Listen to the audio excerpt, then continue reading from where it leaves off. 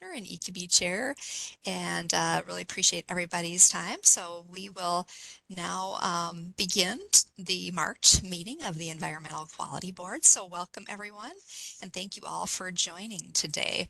So I will go ahead and call roll. You could please unmute yourself at this point so we can hear that you are here and represented. So for the Department of Commerce, I'm here.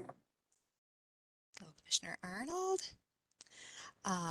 public member from CD1. I think Peter Bakken may be arriving late. Okay. Public member from Congressional District 8, Joseph Bauer Kemper said he would not be able to join. Department of Health. Hello, Madam Chair. My apologies, my video is not working today, or can't make it work.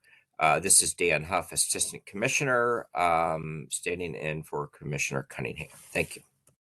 Thank you, Dan. All right. Department of Transportation, Commissioner Dobbenberger here. Let's see, public member from Congressional District 7. Here. Public member Foster. Public member from Congressional District 2. I understand that public member Hintz is not able to join us. And then Minnesota Pollution Control Agency. This is Katrina. I'm here. Thank you. Public member Congressional District 5. I believe Mehmet Koner-Steenberg is not able to attend today. Public member from Congressional District 4. Hi, Chair Dobbenberger. This is Nick Martin. Thank you, public member Martin. Let's see. Department of Employment and Economic Development. All right, moving on. Public member from Congressional District 6. This is Paul Nelson. I'm present. Thank you, public member Nelson. Minnesota Department of Agriculture. Hi, this is Tom Peterson. I'm here. Thank you, Commissioner Peterson. And Department of Administration.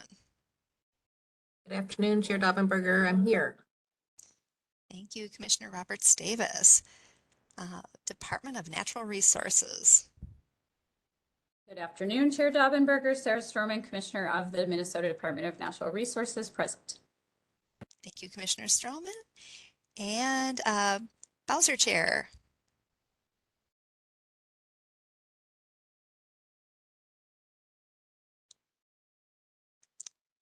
Thought I saw Jerry Van Amberg on, but not hearing anything.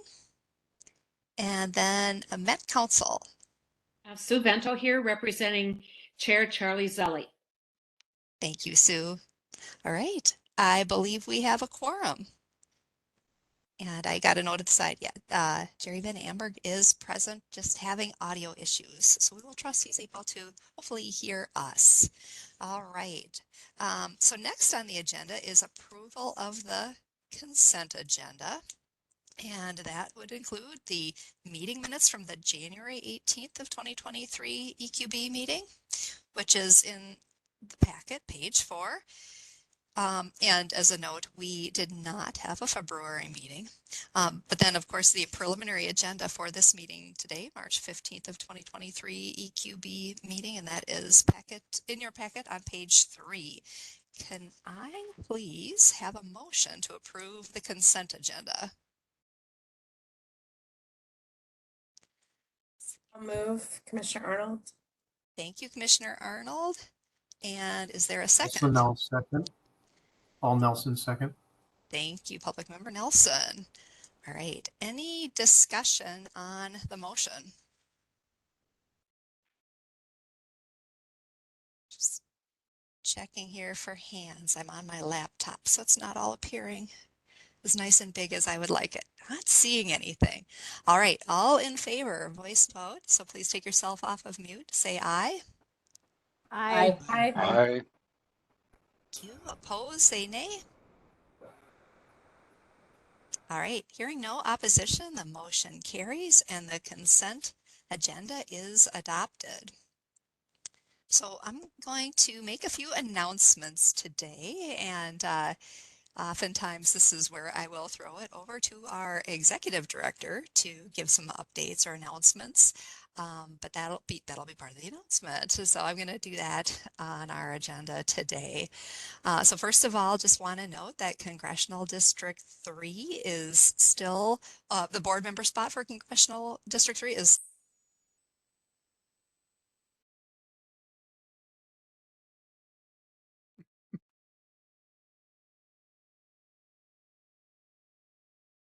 also, we do have a new executive director who's going to be starting on March 22nd, so very soon.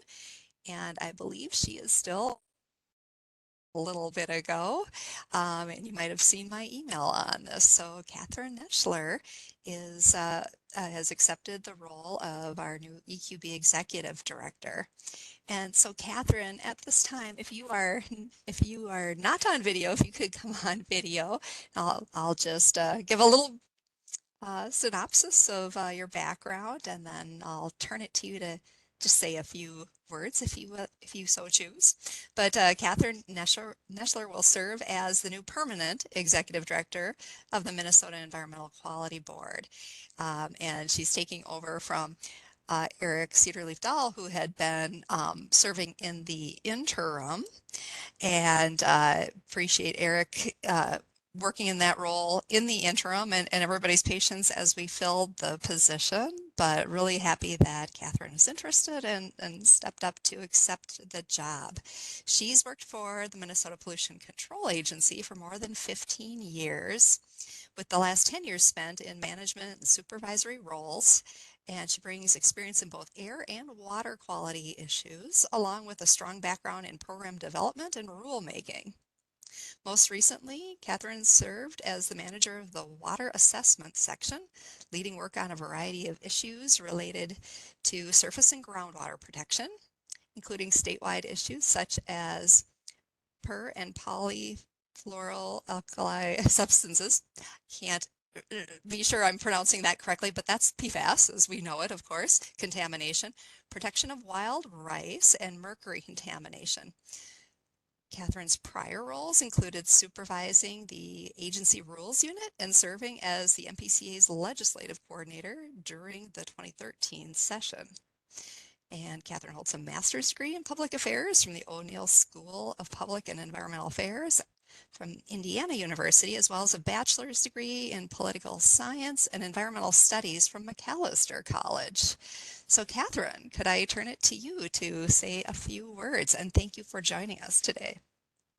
Well, thank you so much, Chair Daubenberger. I'm really glad to be here and to be taking on this role. I think one of my passions is really as a leader trying to build structures and systems that help people do their best work and do good work. And so I'm really excited to take on working with this team to support science-based, effective, and efficient environmental review, and to support the coordination among the agencies on all kinds of complex issues. I've worked with many of your agencies on groundwater issues. I've been lucky enough to work with the EQB over the past few years on the Wild Rice Task Force that was convened, and with Eric on silica sand rules previously. So I have a little experience with the EQB directly, and I'm just really excited to take on this role. My plan when I start is to start by listening and doing a lot of one-on-one meetings. So I'll probably be reaching out to many of you to just see if you'd be willing to sit down with me for half an hour or an hour and talk about your role and what you want the board to do and be, and just so I can get to know you all a little bit. I know some of you from past jobs, both in state service and not, and just really looking forward to getting started next week. So thank you. Great, thank you, Catherine. And we are very excited to have you start. So also, I want to take this opportunity, and by the way, I got a note at the side that You lost me for a bit, and I'm hearing some audio come over choppy, so it must be my connection issues. And sorry about that, everyone. I hope I don't lose you all together. But also, I want to welcome Jesse Krasinski. Jesse, are you on and can come on camera? New staff member at the EQB. There he is. Hey, Jesse. So I want to welcome Jesse, the newest member to the EQB team. And this is the Environmental Review Program Administration area. So Jesse, who joined us by way of Scott County, came to us back last month, I believe it is. So again, the newest member until Catherine comes on in about a week or so, and then she'll be the newest member. But Jesse, anything that you want to say to the group? And sorry to put you on the spot, but I'm glad you can make it today. Chair Daubenberger, thanks for the introduction. Yeah, I just want to say I worked with Scott County for the last 6 years as the Environmental Review Coordinator. So I'm just looking forward to kind of bring that sort of lens and experience to the EQB. So thank you. Great, thank you. That is great background for environmental review. To be on the project proposer side and now on the EQB side. So thanks for joining us. All right. So a few agenda and logistics items, best practices for the meeting. So this meeting is being recorded. Board members, you will have an opportunity to ask questions of presenters during each of today's agenda items as per usual. But want to emphasize that we hope to have a good discussion today. Of course, we're looking to get feedback from you all and to let us know, are we on the right track, what staff should be thinking about, and we're going to try to make it feel as much like being in the same room as possible, of course. Board members, raise your hand or just jump in during the discussion. As I mentioned, I'm on my laptop. It's kind of a little screen and the display isn't quite what I would prefer, so I might miss a hand if you are raising a hand. So please just feel free to jump in if I'm asking for input or questions and not seeing you.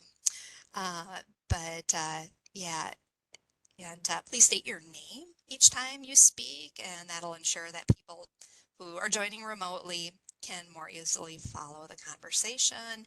And as much as possible, please keep your camera on, especially when you are talking. And we know that may be, there may be times where you need to put your camera off, especially if you're having connection issues, but keeping it on as much as possible helps us to stay connected and have that meaningful conversation. So members of the public, the board welcomes public comment. There will be an opportunity for public comment during the agenda item 4 if you want to bring up a topic for future discussion. Thank you for advancing the slide there. If you do plan to comment, please read the procedure and guidelines for public comment on page 2 of the meeting packet. And for those online, we'll use the hand raise feature in WebEx to sign up for public comment.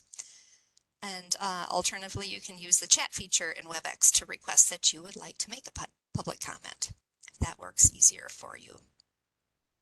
And to ensure we can accommodate as many commenters as possible, please press the raise hand button in WebEx. Keep it raised until after you give public comment.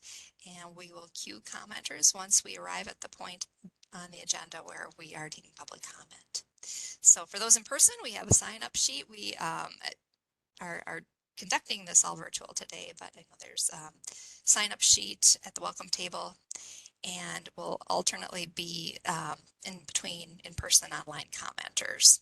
If you have any technical difficulties or procedural questions, those online may email info.eqb@state.mn.us or call 651-757-2877. And those in person can inquire. Welcome table and EQB staff members and technical representatives will do their best to assist you. Right. So our next agenda item is the approval of the EQB Vice Chairperson. Right. So I am pleased to announce to you all that Public Board Member Nicholas Martin has expressed interest or willingness to step into the Vice Chairperson position. And public member Nick Martin is the EQB public member representing Congressional District 4. And he served as the chair of the subcommittee for the pilot program implementation that oversaw the design and implementation of a process to test changes to the environmental assessment worksheet form. There's been a lot of work on that over the last year plus, and really appreciate public member Martin's participation and leadership in that space. Nick holds an MS in Energy and Resources from the University of California at Berkeley and a BA in Music from Yale University.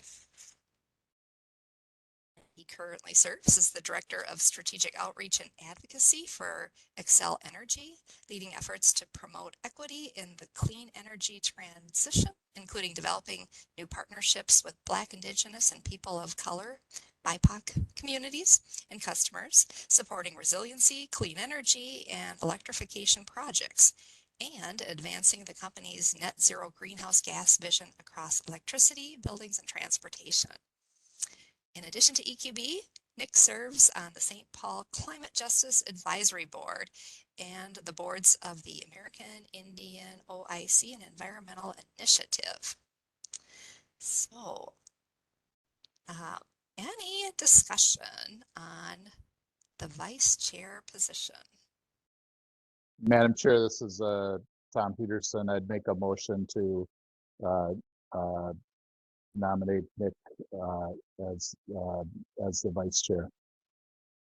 Thank And you, Chair Commissioner Johnson. Daubenberger, this is Commissioner Katrina Kessler, and I would second that.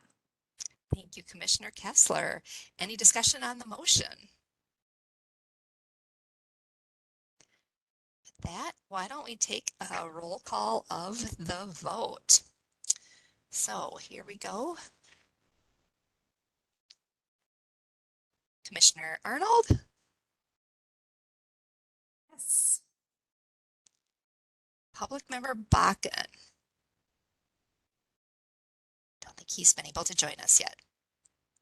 Public member Bauer-Kemper, not here yet, or not here, excuse me. Let's see. Department of Transportation, yes. Public member Foster? Yes. Thank you. Public member Hintz is not here.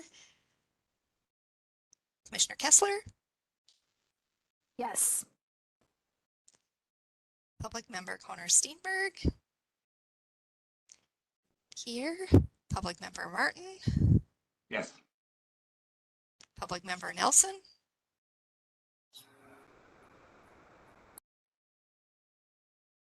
I think I heard something, but let me check again. Public member Nelson? Yes. Thank you. Yes. Commissioner Peterson? Three times? Aye. Thank you. Commissioner Roberts Davis? Aye. Thank you. Commissioner Stroman? Aye. Thank you. All right. And Jerry Van Amberg? Yes. Yay, I can hear you. Awesome. Thank you. And the motion carries, or we have a new vice chair. So thank you, public member Martin, for stepping up to that role. Right. Thanks very much, Chair Daubenberg. I appreciate the vote of confidence from everybody. I've really enjoyed working with you closely on the subcommittee that you just talked about, and look forward to supporting you however I can as vice chair. Great. Thank you. I appreciate your support on the EQB and all of your work that you've done so far. Okay, well, good. Now the next item on our agenda is public comment. The public comment period generally takes place at the end of our meetings, but we're doing things a little bit differently today. We're moving this up into the agenda to this point at the end of kind of the business meeting, but the remainder of the meeting time will be spent talking through our continuous improvement process in an open discussion workshop format. The board has also asked for comments on this topic through our online engagement HQ platform and with listening sessions. So we're also reaching out to our tribal partners to incorporate their input, and EcoBee will continue to accept feedback on the continuous improvement effort outside of these official board meetings. So if public members would like to provide comments specifically on the board's discussion today, they can do that in April because that will be part of the regular agenda in April. So, so public member or public participation in this meeting is certainly open to listening to the discussion, but comments on that then take place next month at the April meeting. Okay, so public comment time. Again, please raise your hand in WebEx if you would like to comment, and we'll call on those signed up in person and those who have their hands raised in WebEx. So any... Madam Chair, it looks like we have Amelia Voss raising her hand. Great, thank you, Denise. Amelia Voss, go ahead. I'm sorry, I was just going to let you know too. Please limit your remarks to 2 minutes. Go ahead. Perfect. And you can hear me? I can hear you. Thank you. Great. Thank you. Hi, my name is Amelia Voss. I'm an attorney at Minnesota Center for Environmental Advocacy. And I reviewed the board packet for today, and I just want to say thank you so much to the Environmental Quality Board and to the staff that is undertaking the continuous improvement project. As an attorney practicing environmental law, my colleagues and I engage with environmental review on a daily basis. And so we have lots of ideas of how to make it a really effective program. And I'm excited to engage with the Environmental Quality Board on this going forward. But in reviewing the board packet, I just wanted to highlight, the staff has consulted with other jurisdictions that also implement their own environmental review programs. And I think that review showed how strong and sophisticated our Environmental Quality Board is, and how excellent the staff in Minnesota are.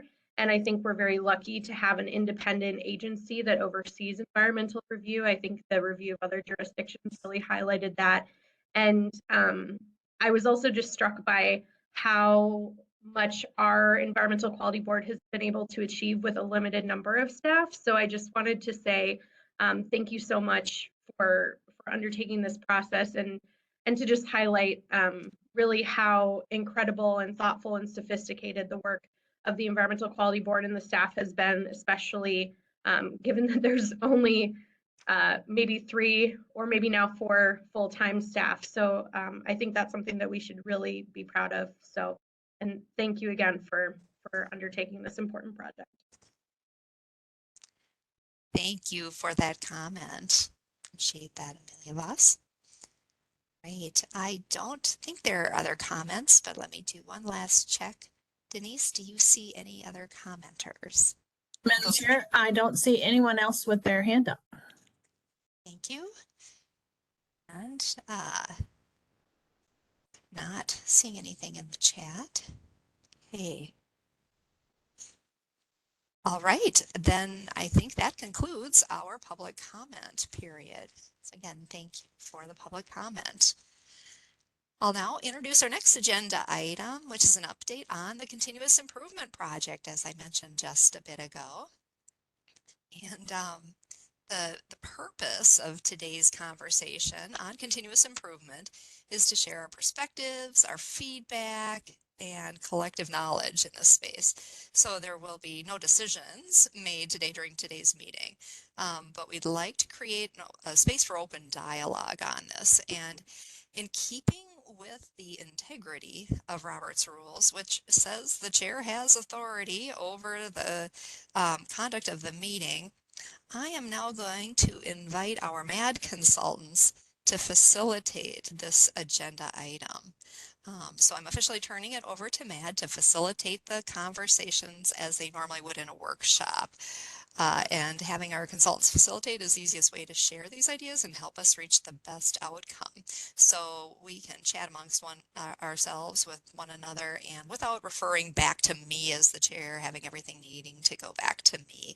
I think it's going to be a better conversation sort of format if we do it that way. So our consultants, Karen and Nada, will take the lead on managing an open conversation among the board members.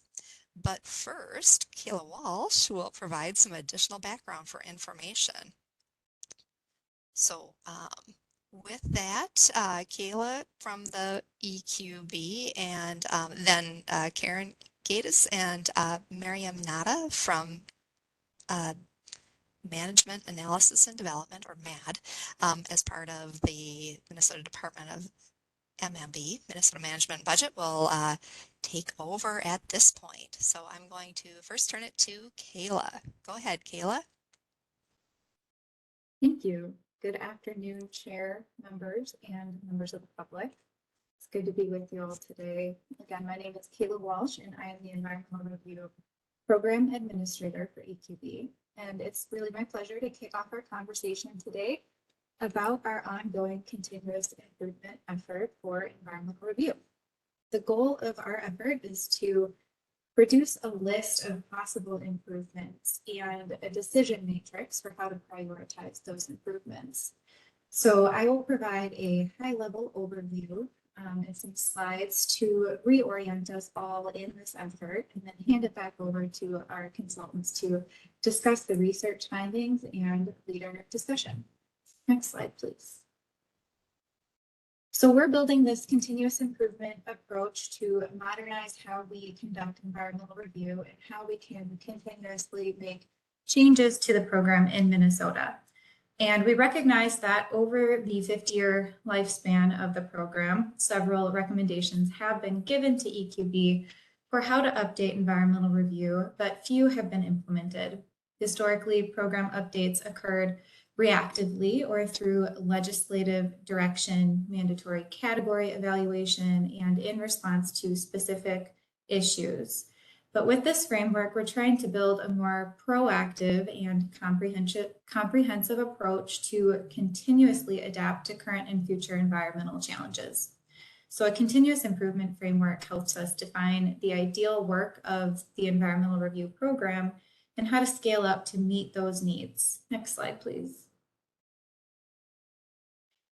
In this short presentation, I will share about the purpose, objectives, and benefits of environmental review in Minnesota.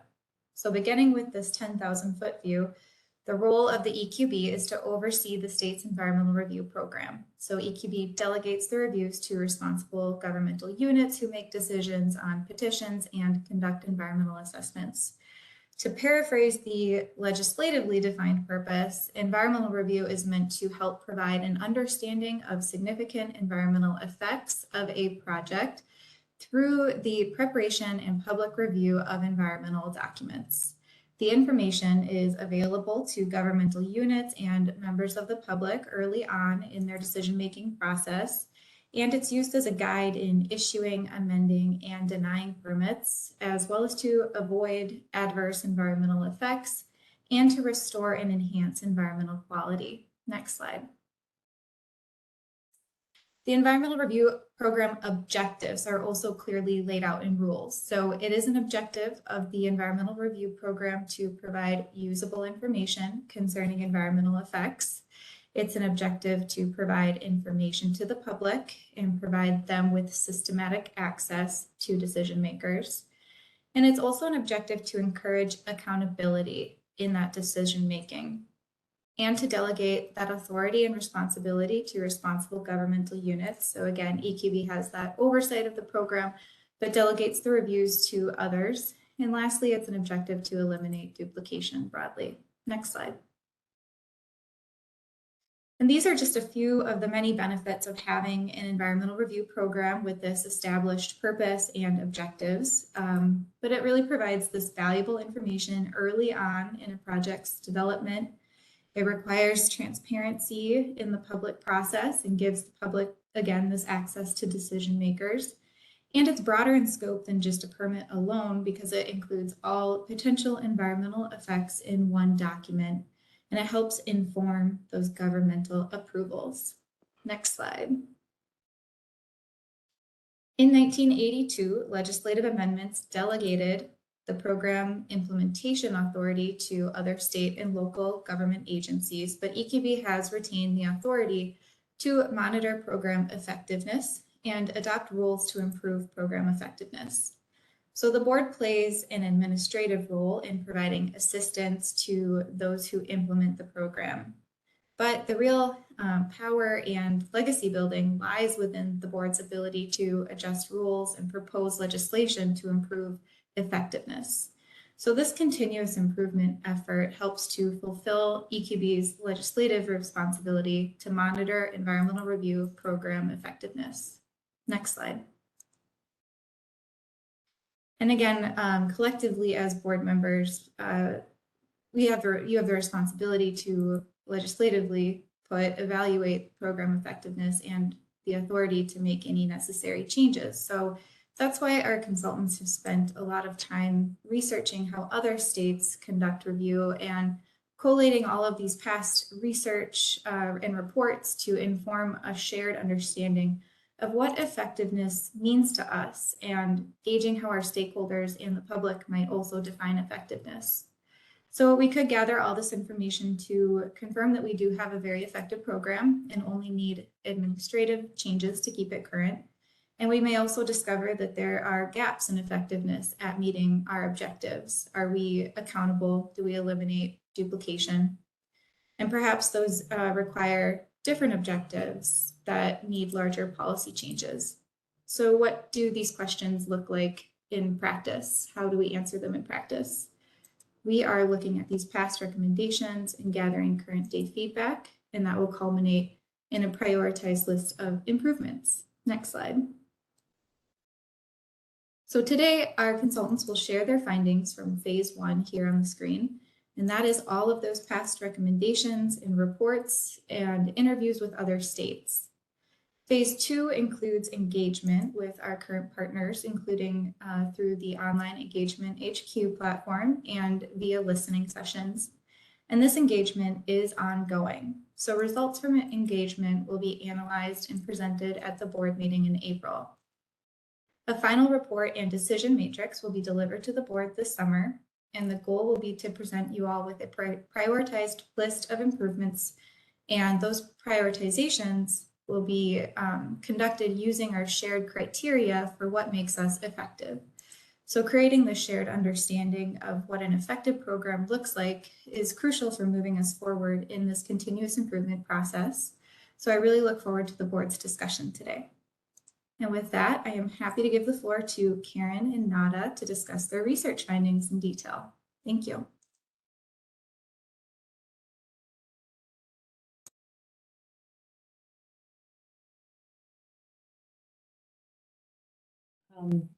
My name is Nada, and I am a management consultant with Minnesota Management Budgets, Management Analysis and Development. That's a lot of managements in that.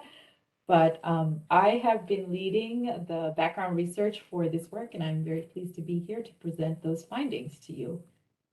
Karen, would you like to introduce yourself? Sure. I'm Karen Gatis, and I am also a senior management consultant at Management Analysis and Development. I'm glad to be here with you today.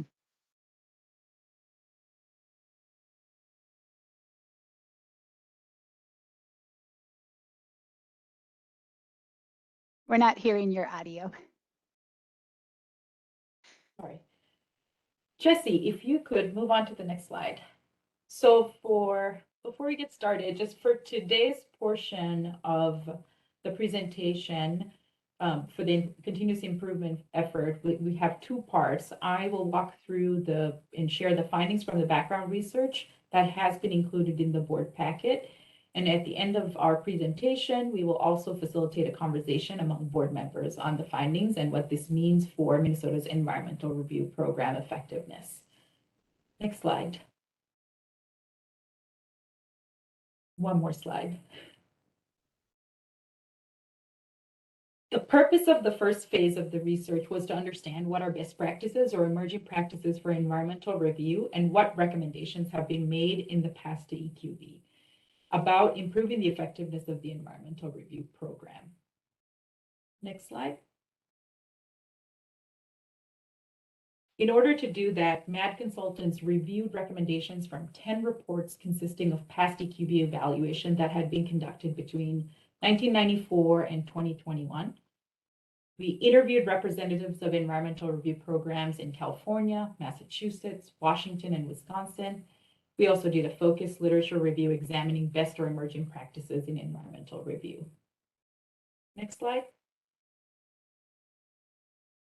So I'll walk through some of the overall findings, starting with what we found from state interviews with state representatives in the other states that were included for this study. Next slide. When we compare the governance and oversight structure, we're comparing EQB as the oversight entity to those other entities in other states that are responsible mainly for writing rules and issuing guidance, establishing mechanisms for public input in environmental review, and coordinating review of projects. So in Minnesota, this role is within EQB, an interagency coordinating body. And as Kayla mentioned, except for certain circumstances, in very rare circumstances, the responsibility to conduct review is delegated to other governmental units. So similar to Minnesota, the oversight entity or the entity responsible for making the rules and providing guidance on environmental review is separated in California and Massachusetts. In California, this role is housed, this oversight entity is housed within the Governor's Office of Planning and Research. And in Massachusetts, it's in the Executive Office of Energy and Environment, a cabinet agency. In Washington State, the oversight entity is the Department of Ecology, which can also act as a lead or co-lead for certain projects. In those cases, they are the designated governmental unit responsible for preparing the environmental documents. There is no single oversight entity in the state of Wisconsin. However, there is a main environmental review compliance coordinator that's housed within Department of Natural Resources. Next slide.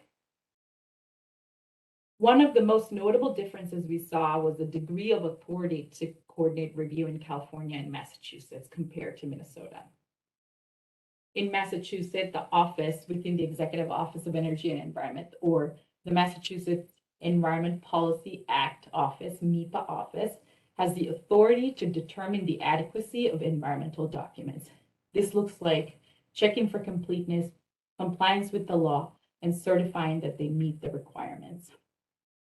The staff of the MEPA office also provide pre-filing information. They have about 5 environmental analysts who can review projects and conduct site visits, as well as facilitate public input. In California, once environmental review documents are submitted by a lead agency, the Governor's Office of Planning and Research, the oversight entity, coordinates review of those documents by other state agencies by ensuring appropriate parties provide comments and make those comments available for lead agencies to consider. The other notable difference was the number of FTEs dedicated to the program. Compared to Minnesota, there are 10 full-time equivalent or FTEs in Washington, 6 in California, and 5 in Massachusetts. As mentioned before, there is only one main compliance coordinator in Wisconsin, although there are environmental review staff in each responsible or lead agency in Wisconsin. Next slide. States have made improvements in their programs to better align with the objectives of improving public disclosure and participation in the environmental review process. In California and Washington, this looks like investment in technology for online submission and publication of environmental review documents. In 2020, California transitioned to 2 online platforms, one for submission, the California Environment Quality Act, or CEQA Submit, and for publication of environmental documents, the CEQA Net. CEQA Net is a searchable database containing environmental documents submitted for review since 1919. It contains summaries of environmental impact reports, statements, and other types of environmental documents, as well as some federal National Environment Policy Act or NEPA documents. The Washington Department of Ecology has also made similar updates to their program to allow for more timely submission and publication of Washington's State Environment Policy Act, or SEPA, documents, as well as NEPA documents. Once the documents are submitted in Washington, the department reviews them prior to publishing them in the SEPA register, which is a searchable database that anyone can search and view environmental documents that have been submitted since 2000. Both states provide resources for lead agency or delegated agencies, such as guides, instruction videos, and training opportunities to ensure that there is a smooth process for lead agency to do this in a timely way. Next slide. States are also taking steps to address emerging issues such as climate change, resiliency, and adaptation, and environmental justice. Since 2010, Massachusetts adopted environmental review protocols on greenhouse gas or GHG emissions, climate change, and environmental justice. Effective 2022, last year, an environmental impact report is required for any project that impacts air quality within 1 mile of an environmental justice community, as well as advanced notification and meaningful community engagement of the environmental justice population. The Massachusetts Environmental Review Program provides various resources to project proponents or proposers, including climate assessment and environmental justice mapping tools pictured in this slide that needs to be included in their environmental review documents. In 2018, California updated guidelines related to new legislation on assessing transportation impacts, greenhouse gas emissions, and climate change as well. The updated guidelines include direction to lead agencies to analyze GHG emissions of proposed projects, focus on a project's effect on climate change, and consider an appropriate analysis timeframe for the project, among others. At the time of interviews, Washington Department of Ecology was in the process of conducting rulemaking changes on greenhouse gas assessments to address analysis and mitigation of GHG emissions in environmental review, especially of industrial and fossil fuel projects. Next slide.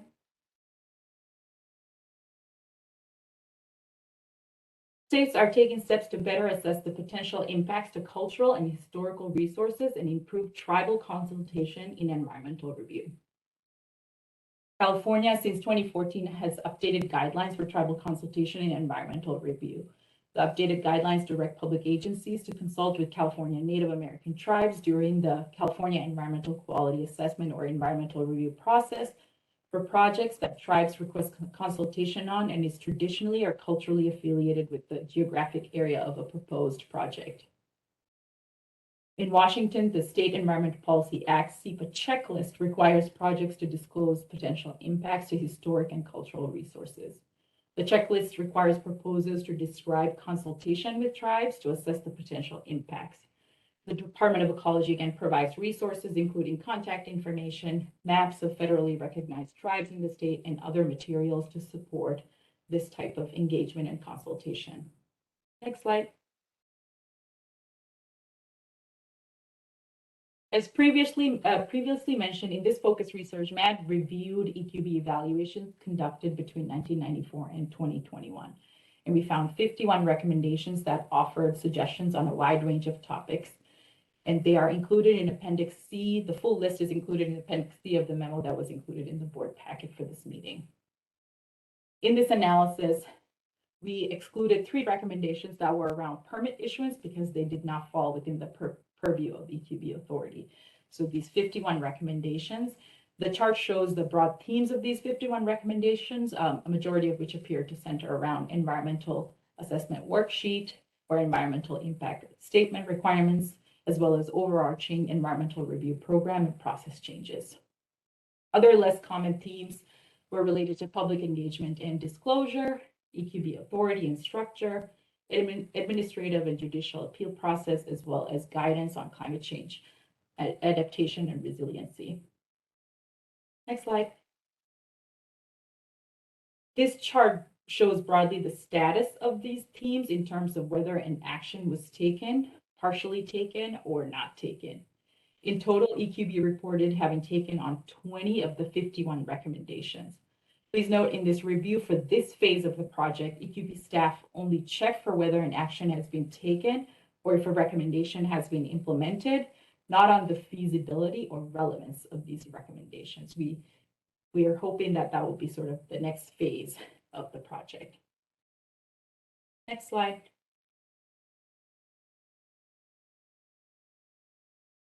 I'm going to highlight a few of the recommendations from the summary of past evaluations that have not been resolved. as they relate to some of the findings from the state comparison review or state comparison research that was done. A couple of things on, for example, on public disclosure and engagement. EQB has been, there has been past recommendations to EQB about including best practices in public and tribal engagement, disclosure of more comprehensive information on projects impact published in the EQB monitor. So strengthening public disclosure and engagement were some of the recommendations that had come up. Others include reviewing environmental documents for completeness, providing technical assistance to responsible government units, as well as expanding the capacity of the environmental review program. Next slide. Again, some of the unresolved recommendations are around strengthening EQB oversight and authority through statutory change and structural reform, as well as several recommendations on climate change related guidance, such as updated guidance and regulations for RGUs to evaluate significance of greenhouse gas emissions, accounting for cumulative impacts, and providing guidance to responsible government units in calculating climate costs. Next slide. Based on these broad themes that emerged from the state interviews and review of past EQB evaluation, MAD conducted focus review of information available through federal and state government website, as well as publicly available information from academic sources as well. And we found that public disclosure and engagement is considered a critical objective of the state environmental review program. Nearly all of the states that have state level environment policy acts similar to NEPA require public disclosure and engagement, and it is considered, as I mentioned, a critical objective.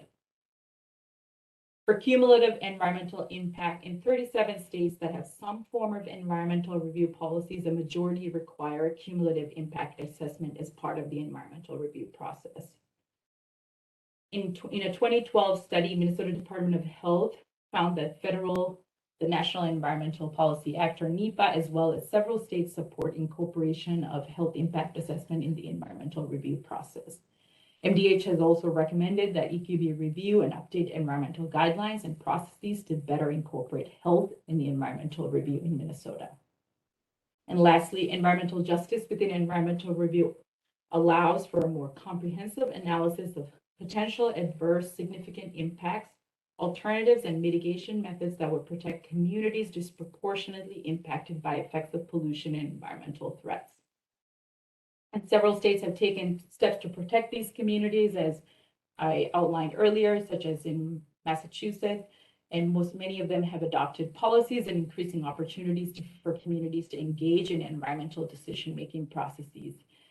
Many of these states have adopted tools such as environmental justice mapping tools to support lead agencies in data collection and identification of communities.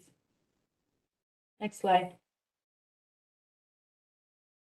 So overall, we have some high-level considerations for continuous improvement for environmental review.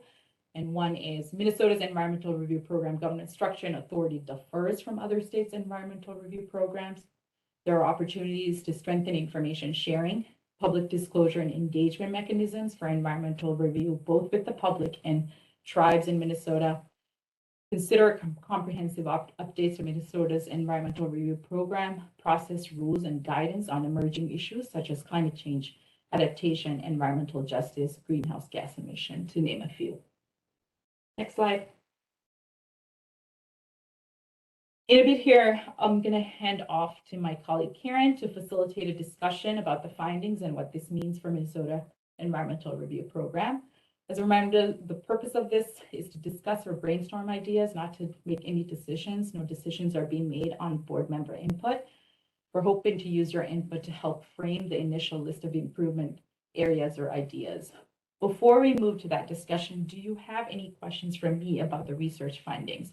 Anything I can clarify at this point?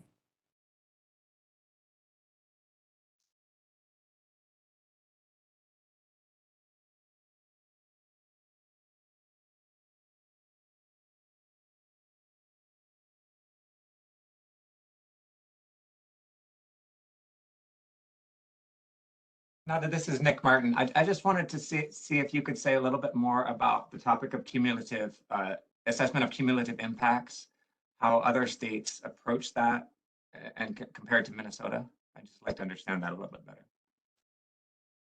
Yeah, so we looked at the cumulative impact assessments. We haven't done a deep dive into how other states are doing. We did ask the 4 states we spoke to for interviews, but they didn't really talk about it in detail. So for now, it's more, our MAD finding is that it is something that other states are considering, but one of the limitations is that this requires a lot of guidance and having a systematic approach to do it. So responsible government units as well as environmental review oversight entities really need to be prepared with the correct tools and guidance to be able to do it. But it is a pretty surface level understanding of why it's important and not necessarily a detailed analysis of what other states are doing.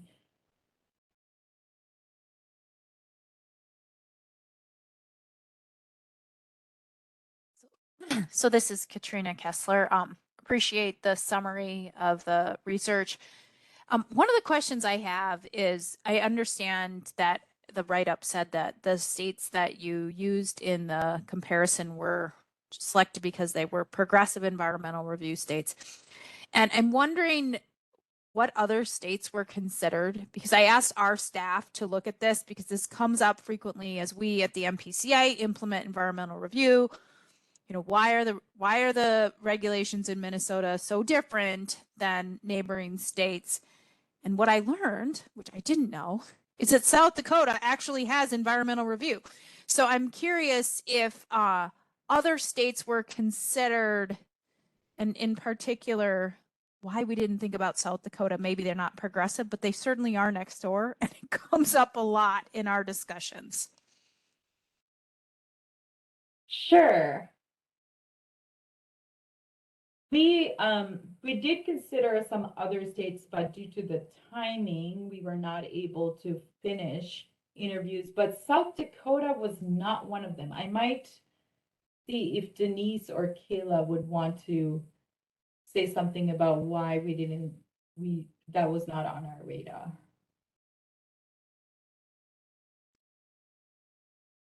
Hi, Nada. This is Denise. Madam Chair, I can respond if that's okay with you. So Yes, you don't need to go through me for that. okay. So we actually, started out with a much more robust list, but then in reviewing the websites and looking at the available information and then considering the time that we had, and again, as Nada said, how much they sort of aligned with or were progressive with how Minnesota implements our program, to see if there are similarities. It is challenging when we're doing these benchmarking. We did it also with the climate work. We went and benchmarked these other states. And those are the ones where we felt like they would yield the best information for to inform our process. But you're right, there are other states that we could continue to look at or continue to reach out. We just had a limited amount of time and resources to scope the project. Thank you, Just Denise. jump in here too, Commissioner Kessler. I understood from our MnDOT tech rep too, just as Denise was saying, like with addressing climate, but also other emerging issues from those 4 states that aligned with Minnesota, besides climate change and greenhouse gases, but adaptation, resiliency, and environmental justice were some other emerging topic areas that those states tend to align most closely with Minnesota. So just thought I'd add that. Thanks. Yeah, thank you, Chair and Denise. I know that's very helpful. I just know that it will come up. And so it's just important that all of us understand why states were selected and what the constraints were. My apologies. I'm not really able to see if any other hands are up. So this is Commissioner Stroman from Minnesota DNR. A little bit along to build on Commissioner Kessler's questions about the states that were interviewed, and a little bit less about why they were selected, but it seems in the write-up for the most part, right, we're talking about the oversight of the environmental review program, not environmental review sort of broadly as it's implemented. And I think that's an important distinction because, of course, you know, many of the agencies represented here on the EQB also have environmental review staff who perform, right, certain important functions around environmental review. And I think, Commissioner Kessler, to your point, right, sometimes when we're talking about environmental review, we're really talking about the steps that projects and project proposers have to go through. This, as I understand it, is specifically talking about the oversight and an entity that sort of creates those requirements, has oversight of the review. And so I think there are just a couple places where I think we might slip between environmental review oversight and implementation of environmental review, and we probably need to be clear in distinguishing that.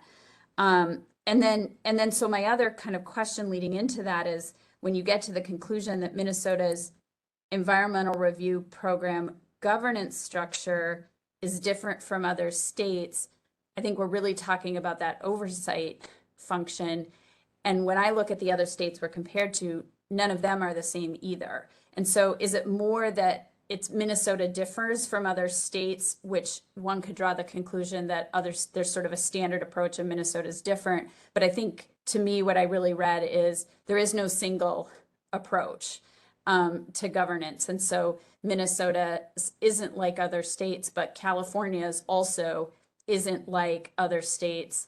Massachusetts also is its own structure, et cetera. So I think we just want to be clear too that we're not unique, that we differ from other states. There is no single model, and maybe that's good, maybe that's not good. I understand that wasn't the point of your research, but I just want to be clear when we say we're different, it's not that we're singly unique.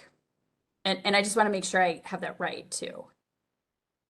So Nada, I'm going to jump in just because I can add a little bit of clarity on why we even included that information.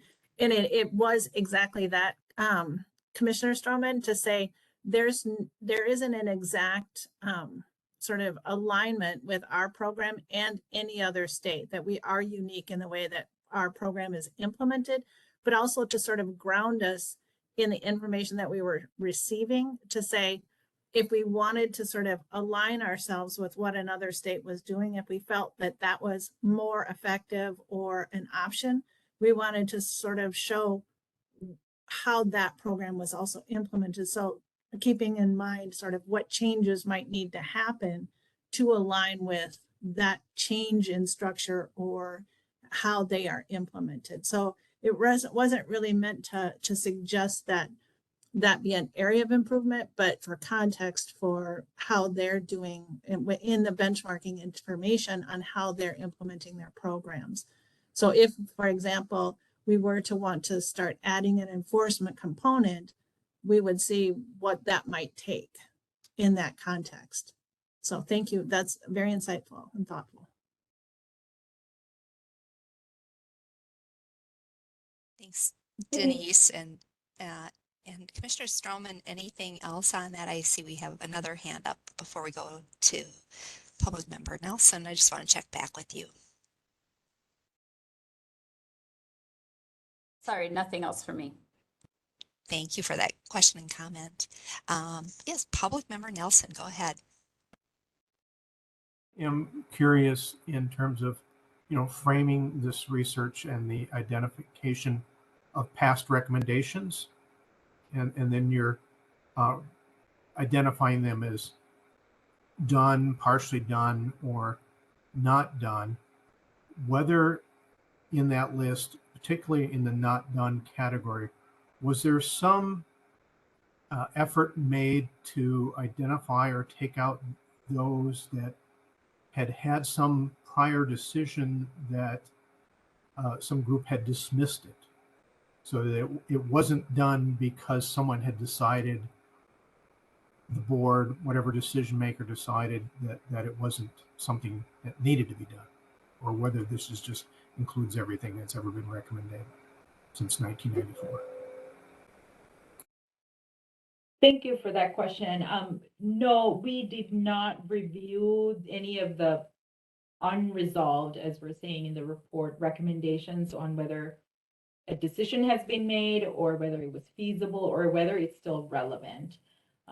For example, I believe there was one recommendation around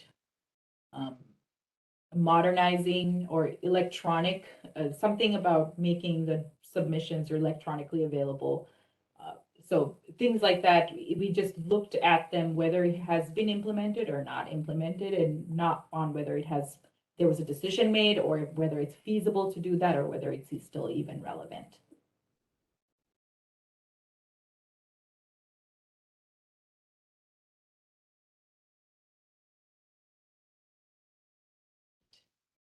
I apologize, I wasn't seeing hands before, but oh, I see another hand. Yes, Chair. This is Jerry Van Amberg. I had a question similar to what Mr. Nelson had asked, but as you look at the list of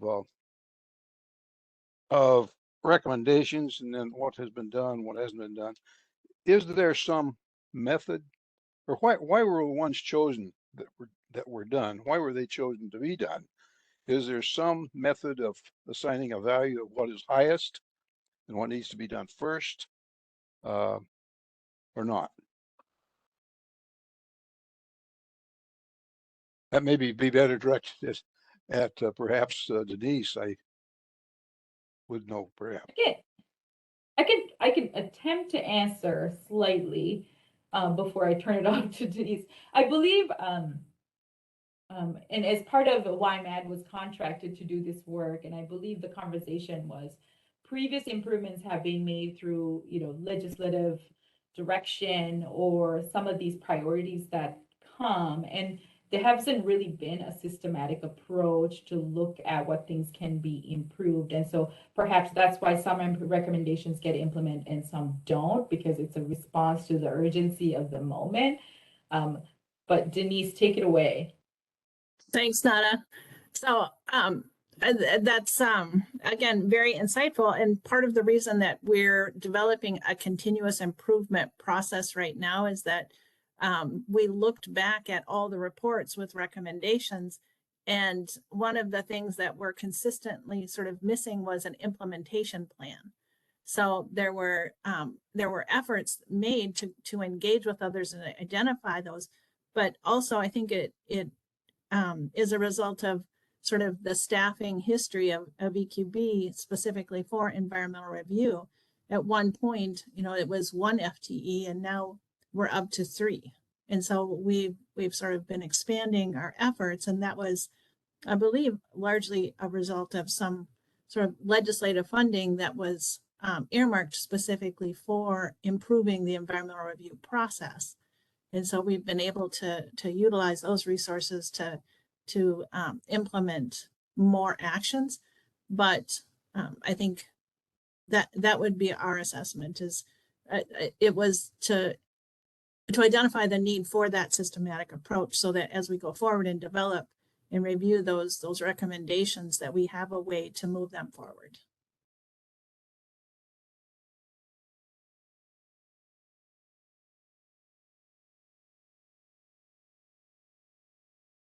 All right, if there are no more clarifying questions on the research, fine. And thank you for these comments. This is very helpful for us for the next phase of this project and questions for us to ponder. So I will hand it over to my colleague Karen for the next part. Thank you, Nada. As I said at the beginning, I am Karen Gatis, and on the next slide, it talks about how I'm going to have a facilitated conversation with you on the research findings, as well as environmental review program effectiveness. I believe my colleagues Kayla and Nada have already covered these points, as well as the chair. So we are going to use the input to frame and guide the improvement project. We are not going to make any decisions today, and what we're talking about today is going to help inform the initial list of environmental review improvements or improvement areas. Next slide. In advance of the meeting, the board members were sent the questions. We have 2 questions where it's going to be an open discussion. We call it in facilitation speak popcorn style, where board members can offer their input either by raising a virtual hand or just speaking up, or sometimes people can raise their actual hand as well. So it's very informal because we want to have a discussion on 2 questions around your reactions to the research. And then the last question is going to be, it can be called a round robin question or a go around question, where we are going to be asking all of the board members in alphabetical order by last name. So that's starting with board member Grace Arnold, and then concluding with, I believe it's okay if we call on a proxy, such as like Sue Vento is at the bottom of the list for the Met Council seat. So we're going to go around in a circle, a virtual circle, and call on everybody because we really want to hear your input on environmental review program effectiveness. As the chair mentioned earlier, what we have in red here, you don't have to refer back to the chair. And we're accustomed to facilitating these discussions without titles if people are comfortable with that. So on the next slide, we have the actual questions. And they relate back to the memo that you had in your board packet, and then Nada presented the highlights. Why don't we just start with the first question and then we'll go into the second question after people have a chance to comment on the first question. So our question is, what stood out to you, or what did you take away from the research memo and presentation? So what stood out to you? And again, these 2 questions are just open discussion, and we're not going to be asking you one by one to get your input. So board members, what did you notice? What stood out to you? What was a takeaway from the research that you heard from NADA or from the research memo? And I noticed that Gerald Van Amberg has his hand up. You know, one of the things that I thought really stood out is the number of people that Minnesota has in EQB, the staff, the workers that really do the job. We are, with the exception of Wisconsin, I believe, which probably doesn't count, but I think we were the lowest. And I'm amazed at how much work and how much the staff at EQB gets done. It's what they accomplish is nothing short of a miracle, given what they have to work with, the numbers and the amount of work. So that's what stands out. I think that's something that really needs to be looked at. I think it needs to be increased. Of course, that always means more money. You have to ask for more money from the legislature or somewhere. But still, it's a high priority as far as I can see. Thank you. Thank you. Paul Nelson. I had 2 things that I'd share that stood out to me. One was that the changes are the things that the other states were addressing and us seem to me relatively similar. Climate change, greenhouse gas incorporating that analysis, moving more online, tribal consultation, those types of things. So there was some similarity there that jumped out to me. Second thing that jumped out to me was the identification of more effort or emerging issue of environmental justice. To my disappointment that it's taken this long, but I'm glad to see that that's getting more emphasis. So that jumped out at me. Thank you. Katrina Kessler. I think Board Member Foster was ahead of me. Oh, thank you. Yeah, with my view, I call it stacking. I teach a facilitation skills class, and you call it stacking when you stack people who are next in line. Okay, Ken Foster, please.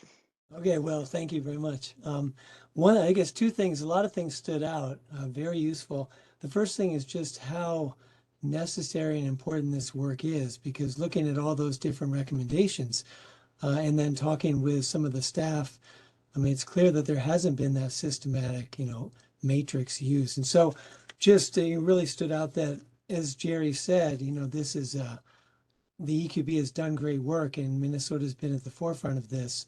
This is a real opportunity for improvement in a systematic way. The second thing that stood out was, on page 7, the overarching themes and considerations, the one about strengthening information sharing, public disclosure. And I think that, is a theme in the other states that were looked at, and it's something that has really drawn me to the EQB, this mandate to provide the public with systematic access to decision making and make sure that the public has opportunity to review documents and to weigh in on the process. So that really stood out to me as something that fits with, the objectives of the program, and that this document really highlighted. I took notice of page 45.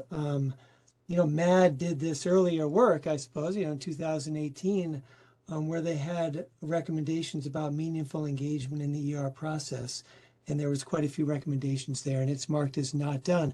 So I think this is a great opportunity to, highlight that aspect of the board's role and move forward in a systematic way to deal with those. So I really appreciated this report. Thank you. I believe we have Katrina Kessler and then Nancy Davenberger. So thanks, Karen. And I think I would echo things that others have said, but beyond what we've already heard, I found the differences in the way that environmental review operates and where the authorities reside and how that gets delegated into the different bodies within the states to be interesting. And I think it's an interesting thought exercise to think about how that contrasts and where we have opportunities for more transparency and inclusion and efficiency, kind of echoing what you heard Board Member Foster say. And the other thing that I found striking is that all of those previously identified areas for improvement, many of them are still ripe for consideration. So just a wealth of material to draw from as we think about what we can be focused on going forward. And I know this is even in advance of what the Environmental Quality Board is hearing from stakeholders today. So no small feat of in front of us to think about where we want to focus. And I'll just echo what I think others have said, just whatever focus areas are chosen, just to be extremely intentional and clear about why we're picking certain things and not other things, because all of these things that have not yet been done and are still relevant could be helpful, but there's no way that this small but mighty staff and the board can accomplish all of those things. So just documenting and communicating what the scope and focus will be going forward. Thanks. Thank you. Is it Sarah Stroman next? Or I think I said Nancy, right? And then Sarah after her. But it is Commissioner Stroman, and I'm having the same issue with you with the stacking. It's mixing up. Yeah, order, so it comes across the Stroman's screen next. rather than in the list. All right, Commissioner Stroman. Okay. I just want to make sure I didn't jump in front of Commissioner Davenberger. No, okay. So one thing that I noticed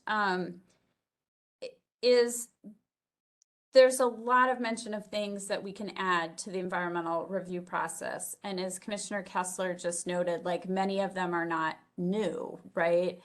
And I think, and those are well-founded things, right? When environmental review is 50 years old, of course, there are things that as the world has changed and as new issues have emerged, we need to focus on, which is why we've spent the last couple of years looking at how do we integrate climate considerations into environmental review and into the EAW process specifically. I think, one of the things that isn't really touched on in the report, but is something that the board will need to consider is how do you balance modernizing environmental review and addressing issues that, you know, we need to address today and going forward? How do we create access for people who haven't had access without actually making the system so complicated and such a Christmas tree of things that we lose actually transparency, we lose access as we create complexity, and there's sort of that balance, right, of is it sustainable? And so and I think frankly that's partly why some of the things that have been on the list to address don't get addressed. And so I think, you know, there's sort of this elephant in the room of how do we modernize and improve environmental review? How do we balance that efficiency of the process and the ability to get environmental review done with the desire for it to address all of the things that rightfully it needs to address? And I just think that's a consideration that we will need to take on. It's not an easy one, but I think it's a necessary one if we don't want to sort of repeat what's happened in the past, which is a lot of really good ideas come forward, a lot of really important considerations come forward, and you know, it's they don't really move in because it starts to just feel like it's too much, and there's sort of pushback against the entire process. So that's something that I would like to see as the board takes on, you know, these ideas and thinking about it is how do we modernize, but, you know, continue to keep a process that is efficient, that has, you know, broader access, not less access, and enhanced transparency to it. Okay, thank you. And it looks like Commissioner Daubenberger's up next. Thank you. Yeah, and this is to the question of, you know, what stands out most in the report. And I think Commissioner Stroman was mentioning this when we were asking for clarifying questions, but one thing that did indeed strike me is Minnesota's environmental review program is very different in structure compared to the other states, and that we do have a formal board, and, you know, so the functionality of the board compared to functionality of other states' review process, I found pretty interesting that that is so different. But as Commissioner Stroman mentioned too, other states have very different from one another types of review programs. So it just wanted to note that that was something that jumped out.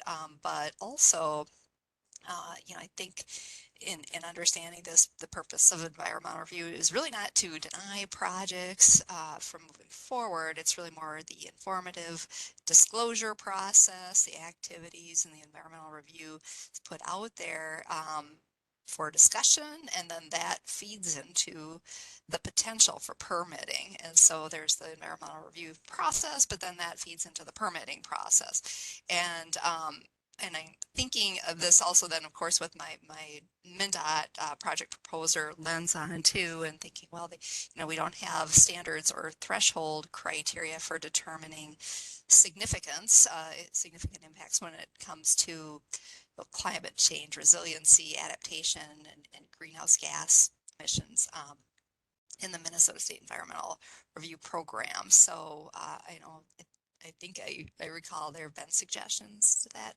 end in the past, and, you know, so as we are looking to modernize this more, how do we get to those standards or thresholds that we should be evaluating against? That's a thought I had there. So thanks. Thank you.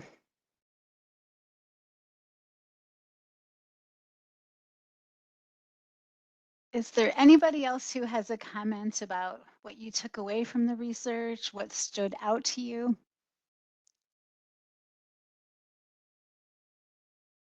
Commissioner Daubenberger, did you have another comment, or did you, I see your hands up, or you just haven't put it down? Forgot to take it down. I'll do that. Okay. So this discussion and the improvement project It does have a funnel type approach where we're starting really broad and we're catching all of your comments with this discussion today. And then at the next meeting, we are going to be talking to you about the engagement findings from Engagement HQ, as well as the listening session. We meet with the interagency continuous improvement team every other week. So we're not as taking notes behind the scenes, and we're forming and shaping themes. What you expressed, there was a lot of enthusiasm, a lot of ideas, but just know that this is coming together little by little. So we're starting with these more disparate or separate ideas, and then we'll be bringing them together in our board meetings over the next couple of months. So thank you for all of your thoughts on your reactions and takeaways from the memo. That was really, really helpful. That helps to build the building blocks of the improvements for EQB. So we did want to know with this next question, if there's anything that was missing in the memo that you would want to know to inform your decision making, because like we've talked about, we want the board to look at improvements to the environmental review program, or what are the themes around improvements.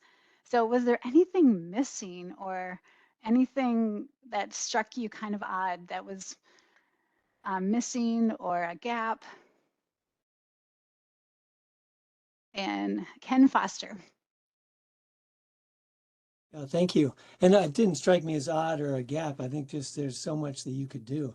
I just want to build on Commissioner Stroman's comment about, because I thought the same thing about that. If you can add more and more, just like with the climate change impact part, we added something to the worksheet. And so I would be curious, if there's, and my understanding is that the end result of this will be a matrix or a tool that we can use when there's new recommendations coming, or these old ones. We can look at them and see how much of a priority are these. Do we need to implement this because it fits with what we're going to do, and kind of metrics for that. So in terms of things that are missing, I mean, it would be nice to see some examples, of a sort of continuous improvement, matrix sort of tool that's used elsewhere, maybe in the Minnesota state government or elsewhere, to kind of give a sense of what this would look like. And in particular, to Commissioner Stroman's point, that how do we, think about eliminating certain things, because we can't just keep adding more things to the worksheet, for example, or to the process. Modernizing means also adding some things, but also trying to simplify as well. And so I think some more information or, guidance about how to navigate that would be helpful. And then the other thing that occurred to me, that's not missing, I don't know if that's the right word, but that would be useful to know more about, is how do these other states measure effectiveness? Because if a core question for us, that we're going to answer is, how do we define effectiveness? Is there any way to get some information on, do other states, set out to measure effectiveness, and how do they do that? Or even from another realm, perhaps, how you measure effectiveness for a process like the one we do with the environmental review. So, thank you. Okay, so just to make sure I understand to Yeah. your first point, you were talking about having some examples of a decision-making matrix. So something, is that what you were saying with your first point? Yes, sorry. Partly that, because it's hard to envision what this tool that we're going to use is going to look like. And so kind of what are some of the parameters there? Because it does seem like that's going to be the crucial element, something that will enable us to systematically look, at prioritizing comments that come in, and so, yeah, I think for me, it's kind of getting a sense of what that might look like. Or as you go forward, what are some of the categories that we're going to be using? As we prioritize. Okay, thank you for that.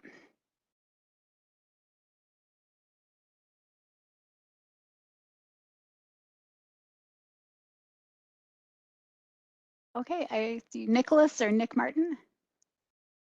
Yeah, thank you. So there were two things that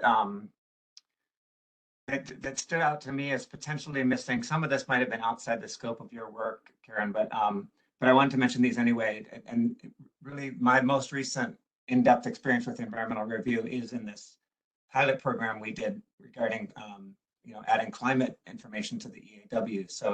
So I think how I'm thinking about this is very colored by that, which I realize is only one part of the environmental review process. But the first thing is, efficiency and effectiveness. We in that context, we talked about effectiveness as being, does the process produce useful information for the different stakeholders in the process, project proposers, RGUs, public, and, questions around, is it actually used by the projects to, in order to be useful, does it have to be used by the project proponents to make some change to their project that might, implement mitigation measures or reduce emissions or reduce their costs and so on. And so we talked a lot about that effectiveness definition, mainly around the, defining what's useful. But we also talked about efficiency and really just thinking about how the,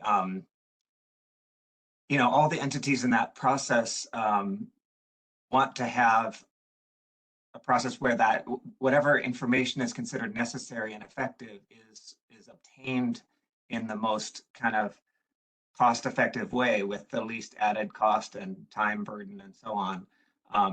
So we defined efficiency as well in that context. And, I just wonder if that, somehow that shouldn't stay on the radar screen, to the extent that EQB is able to, and I know this is limited to an extent because EQB can't really prescribe everything that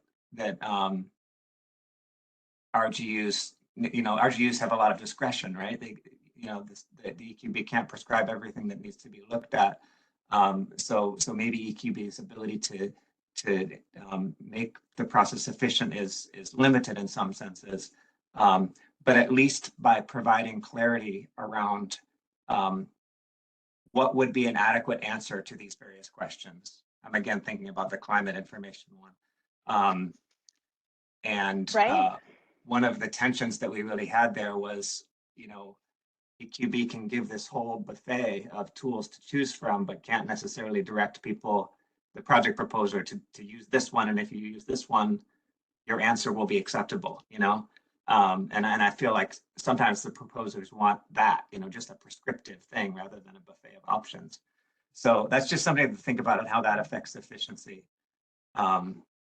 The second thing that maybe is missing, and this is why I asked about the cumulative impacts, as more states are really thinking about environmental justice and thinking about communities that are, burdened by a lot more pollution because they're by the highway and or whatever the reason is, there's all sorts of historical reasons why there are these disparities in health and pollution and so on. But, and this might just reflect my lack of understanding of how cumulative impacts are looked at in that context. But if I'd like to understand more about how we are thinking about the assessment of cumulative impacts, especially in environmental justice areas where, somebody coming in with a new project somehow has to take account that there's already a lot of emission sources there and pollution there, that they didn't have anything to do with, but their project is now being considered in relation to that and should be, so how do we, again, maybe this is all done and I just don't know about it, but if there are questions around that still, how do we best give guidance to projects that are needing to assess cumulative impacts, especially in EJ neighborhoods, in a way that really takes into account the disproportionate impacts that people living there are feeling from all the stuff that's already there. Well, to your first point about efficiency and effectiveness, that is a part of this continuous improvement project. So that's the final question that we have for discussion, because as one of your board member colleagues said, the focus areas. So whatever focus areas the board decides on, the board needs to substantiate why. So it is often based on a definition of, well, here's the foundation around efficiency and effectiveness, and then building the criteria upon that foundation. But yes, it is very critical to have the definitions and then, yes, to look at the work that's already been done over the last couple of years. That's a good reminder. So thanks for bringing that up. So Paul Nelson. Very quickly, one of the things that I felt missing, I think that this can be handled as you go forward with your process, though, was in that not done category where there has been a informed, conscious decision already made that was not going to be done. That would be helpful to me to know that some group had already considered that and what their logic was. I wouldn't spend a lot of time going down that road because I think the process going forward will probably sort some of whether these are still relevant and their logic. Okay, yes, thanks for bringing that up.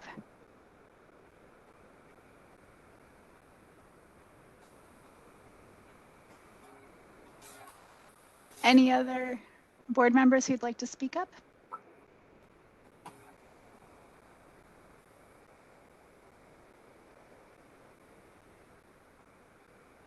I'm not seeing any hands right now, but feel free to take yourself off mute if there's something you'd like to say.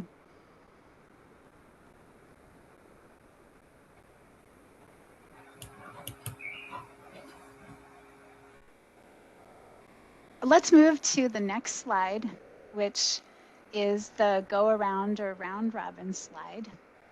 And I'll read what we have here. And then we said we'd go in alphabetical order by last name. So that's Arnold and then Bakken. And then I believe it's Daubenberger. So we'll go in order by last name. And we were wondering, to feed into this process, what are some key elements that come to mind when thinking of an effective environmental review program? And as I was saying earlier, we're not just asking board members this, we've also asked this through our community engagement process. We've asked the tech reps from the different state agencies this. So we are interested in different viewpoints on an effective environmental review program. Nada asked the other states this when she was interviewing them. So there's no wrong answer. This is just, we want to get your input, we want to get your thoughts, and it's going to feed into the overall process. So we're not making any decisions based on what you say today. It's very informal. But if Grace Arnold is with us, I'll ask her to go first, and then it will be Peter Bakken and then Nancy Daubenberger. Sure, thanks for the question. So I think it probably has 3 aspects, although 2 I think are, number 2 is sort of 2 parts. So one is that it, upholds the strong environmental review sort of statutes that are in Minnesota law, or, that Minnesota uses. I think the second is that it has trust and in the system, and so there needs to be some transparency to the way that it works. And then third, I would say, to the extent possible, lowers barriers to participation in the process, and include like from project proposer to public engagement to final decisions. Those, across the board, there are it's a fairly easy process. That doesn't mean it always is a yes, or it results in projects not having, but the process should be as easy as possible. There might be substantive challenges, but that's I think that's sort of would be my view that I would share. Thank you. Peter Bakken. Well, I apologize for being late to the meeting, but I did make it, and I'm sorry I missed the vote. I couldn't get my mute unmuted. Coming from the public input and still finding my learning curve quite steep, and understanding what we're all doing, and my conversation with Denise Wilson the other day about just exactly what EQB is all about.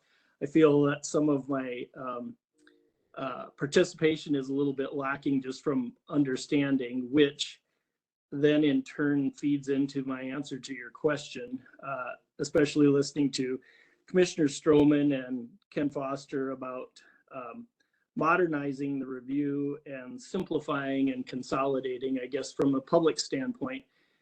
To me, if you've got something that that you want to utilize with some significance, it has to be understandable and relatively, as Ms. Arnold was talking about,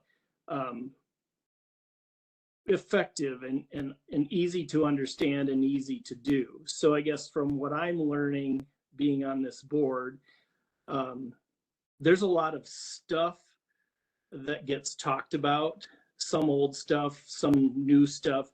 I do believe, as Ken Foster said, simplify and consolidate,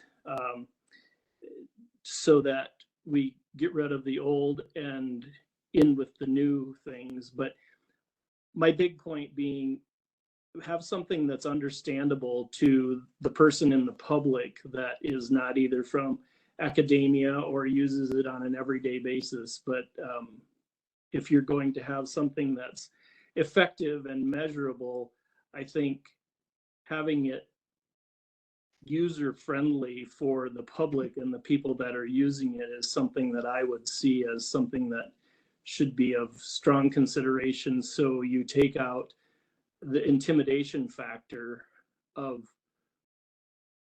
wanting to participate in the whole program itself. Okay, so understandable, easy to use.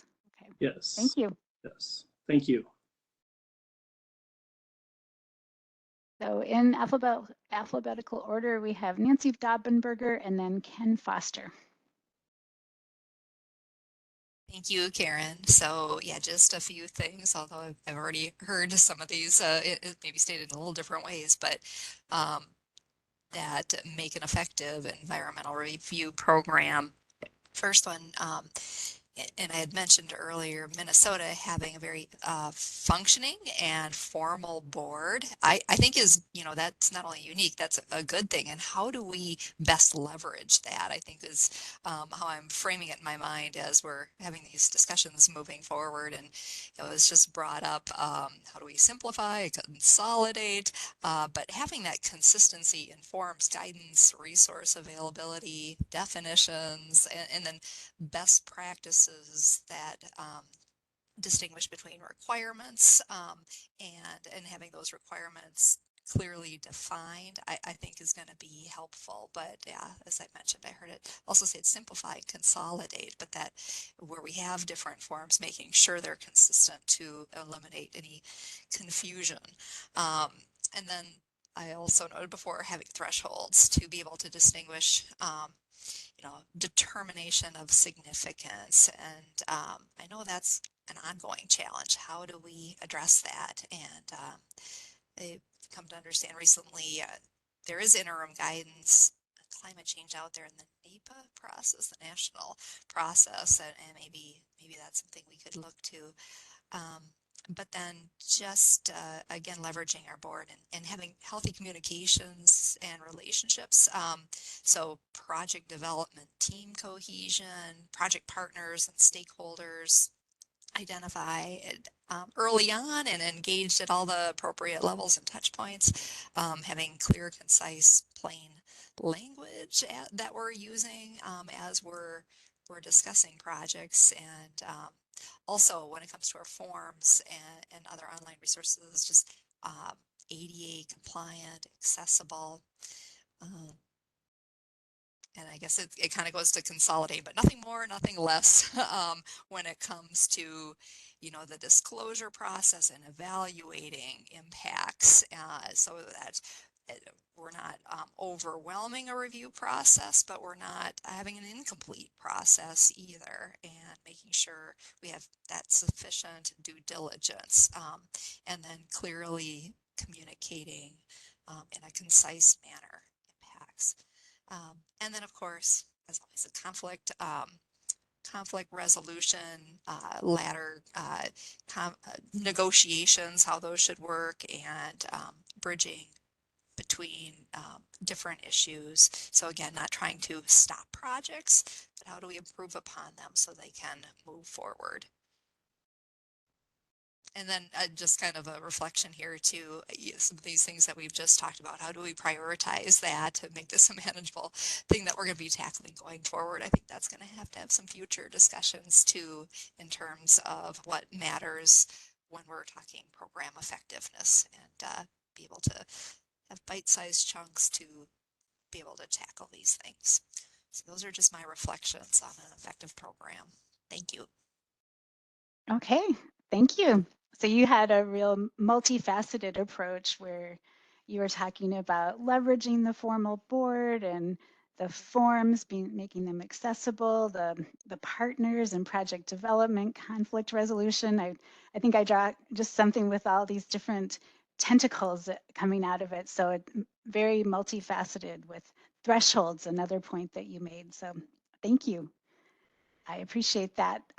We have Ken Foster and then Dan Huff. I don't believe that Dan is with us as a proxy for MDH, but if he is, we'll have Dan Huff and then Katrina Kessler.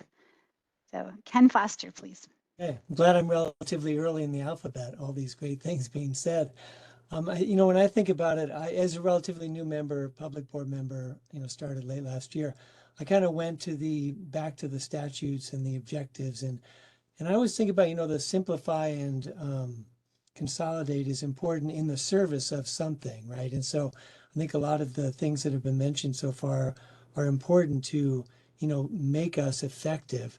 And I was trying to, determine what is the purpose of the environmental review program, and so in the, the 4410, the rule that it needs to, provide information so that can be used as guides to avoid or minimize adverse environmental effects and restore and enhance environmental quality. So thinking about, that in terms of effectiveness from a broad scope, I would say that an effective environmental review program would play a measurable role, in achieving that environmental goal set out in the purpose, of the rule. And in terms of pieces of that, how we get to that, I think a lot of things have been mentioned. I do find that the objectives that are set out are pretty good guides to that. Measurable, relevant, usable information is provided. And if we can have metrics to measure, is this meaningful, relevant information? And I guess I come back also to the robust public engagement, that effective environmental review includes robust public engagement and a way to measure, the fact how meaningful that engagement is. And then the third thing there, again, back to what some others had said, that it's efficient in terms of the time and the burdens placed on RGUs. But again, I guess the efficiency, can't come at the expense of achieving the broad outcome, which is to move forward environmental goals in Minnesota. So those are some of the things that came to my mind as a relatively new member in thinking about effectiveness. Well, it's always helpful to have the new perspective, looking at things through fresh eyes. So I did want to ask you one thing. When you say consolidate, I don't know if you have anything you could elaborate on with consolidate, or is there anything that comes to mind with consolidate? I think that was the term that got picked up. I kind of was saying simplify before. My point before was just that if we keep adding more concerns and more considerations, then it becomes overwhelming. And so like public board member Bakken said, that we need to also look at what we can take out. And modernizing means maybe there's some things that we looked at before that we have in there that could be consolidated into one that would make more sense in our current context. So. I see what you're saying. Okay. Thank you for explaining that. Is Dan Huff with us? Don't believe he's on the list. still with us. So I will go next to Katrina Kessler. Okay, yeah. Some of the things that I noted have already been said, but these were my thoughts. So I will just reiterate what or raise up what others have noted already. I think most importantly is a process that is clearly understood by the people it's trying to serve, and that's both the citizens of the state and the applicants in the process. And as kind of a caveat to that, the process needs to be inclusive of voices that have historically not been at the table or who have been disproportionately impacted by pollution. So at the MPCA, we talk about environmental justice communities. And then the second thing that I had noted, and this is echoing what others have said, inclusive of clear guidelines and thresholds so that everybody understands how and when to determine if impacts are significant. And that the last thing I would note is that the implementing entities, and those fall across the levels of state government and at the local level, are adequately staffed and resourced to carry out the statutory requirements. Okay, well, thanks for explaining about it being clearly understood and inclusive in various ways and adequate staffing. Thank you. So Nicholas Martin and then Paul Nelson. Thanks, Karen. Yeah, everyone's been so comprehensive. I won't try to add to that, but I did want to just echo this, and I guess it's what Commissioner Kessler just said. How an effective process is designed to be inclusive, in particular of what we call environmental justice communities, which I think are statewide, not only in the cities, but when I think about that, like I think that Minnesota actually does a great job of diligent public officials creating processes that are open and really taking input from members of the public like me, or from mainstream environmental groups, or from other businesses, other parts of the public. So there's parts of the public for which this process, we should be glad we have a process that's like really you can put a lot of trust in, I think, as long as you're in one of those groups. And I think that as we think about the groups that have historically not been involved, how can we create a process that is inclusive, and not just on the level of like what time of day do we hold our meetings or those kinds of things that often get talked about, but I'm really learning how hard that can be to do when people bring to that discussion such different levels of and kinds of knowledge and life experience, and really trying to create a process that actually equally values these different perspectives, not just sort of a scientific perspective or a technical expert perspective. So I think that that's going to be really important for the effectiveness from and I guess an inclusion or environmental justice standpoint.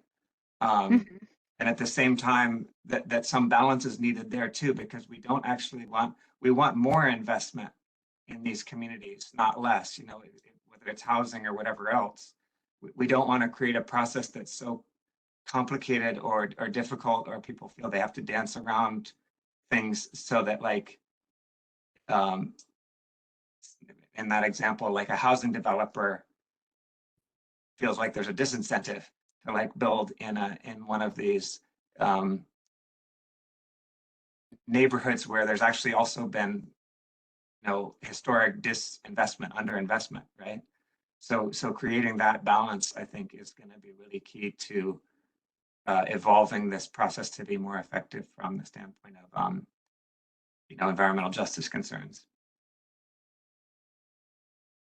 Okay, thank you. And do you go by Nick or Nicholas? Yeah, Nick is fine.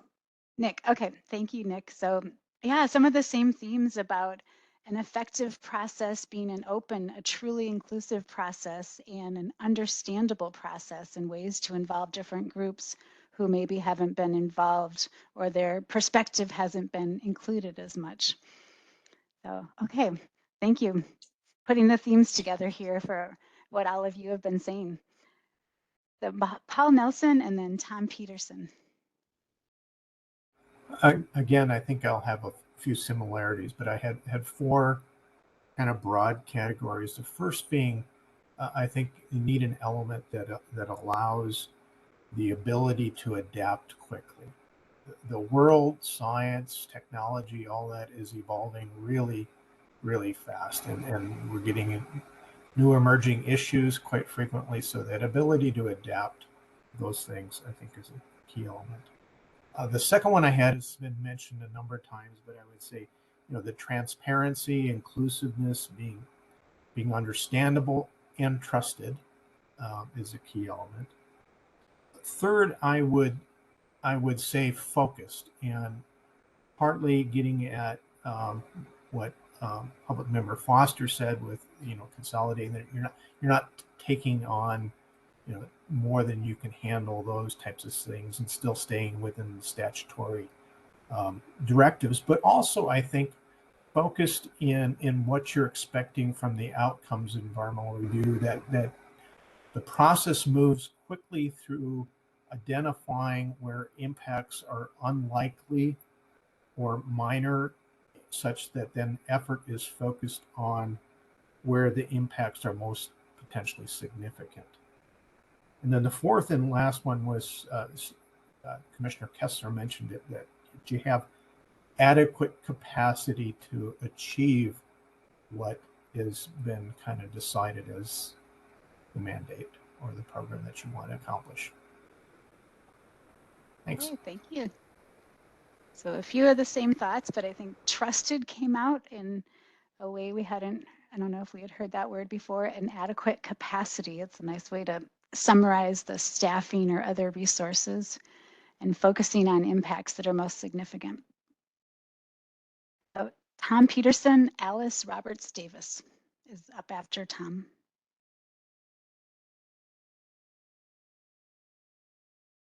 I think Commissioner Peterson had to leave the meeting a little bit early. Okay, yeah, I know some people may have been here for the vote, but may not have been able to stay for too long. So Alice Roberts Davis, are you still with us?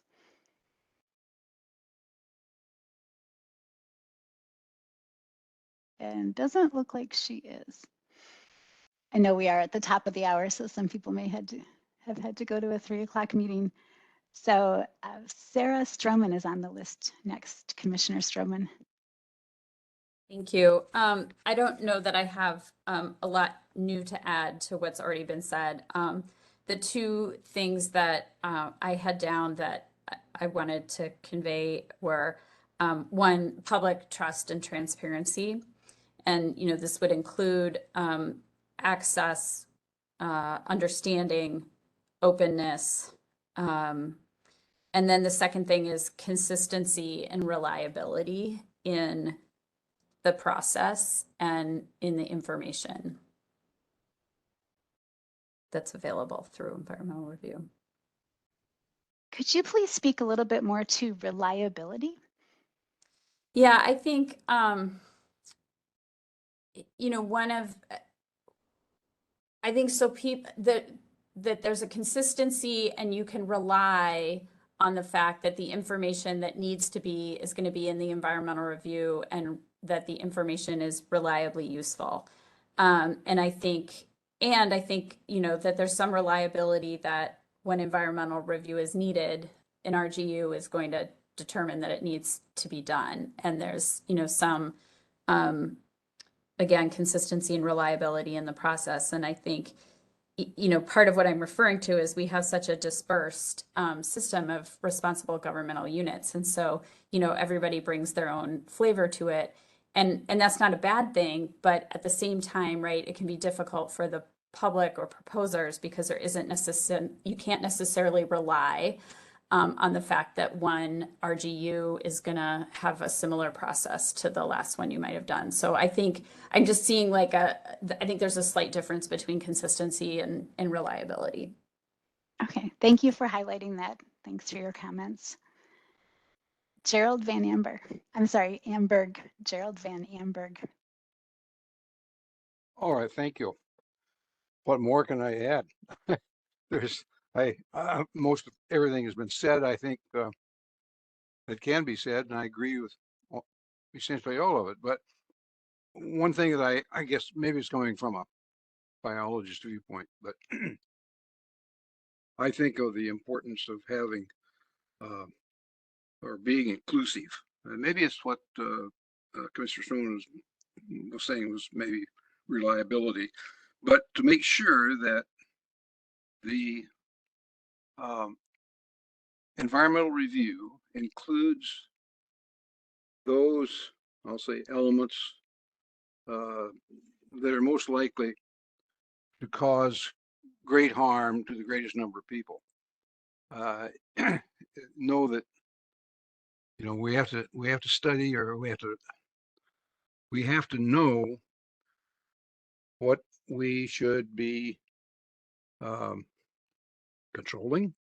That's not really the right word, but we want to get at those things that are going to have a negative impact anyway, and have that as part of the environmental review. Like happened with the greenhouse gas part, the addition to the environmental review. I think there are others that are like that, that are not included at this point. At least I can think of one that I put very high priority on, that would fall in that category. And I think to be effective, environmental review has to include those elements, along with the fact that it has, you know, it has to have the public trust, certainly, as some have said, including everything that ought to be included in environmental review, and being efficient and trying to keep it from being so big, though, is I think a huge task that has to be worked out somehow. Because if you get, you know, the larger it gets, the more pushback you're going to have from those that are subjected to using it.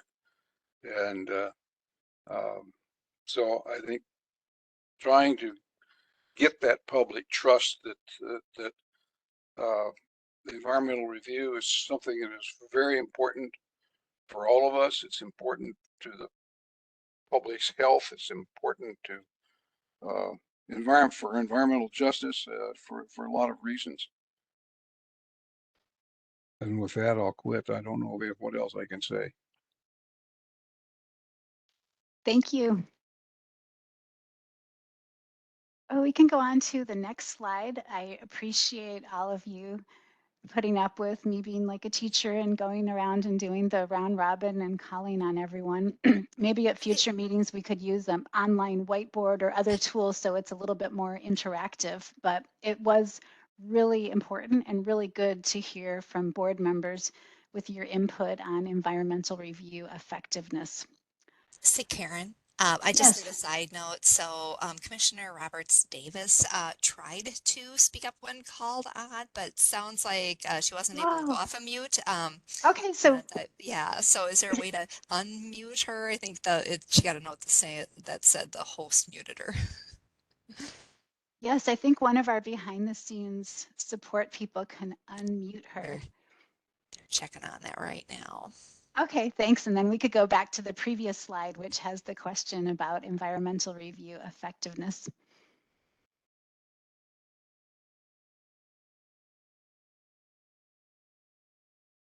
There we go. Thank you. Can you hear me now? Yes. Great.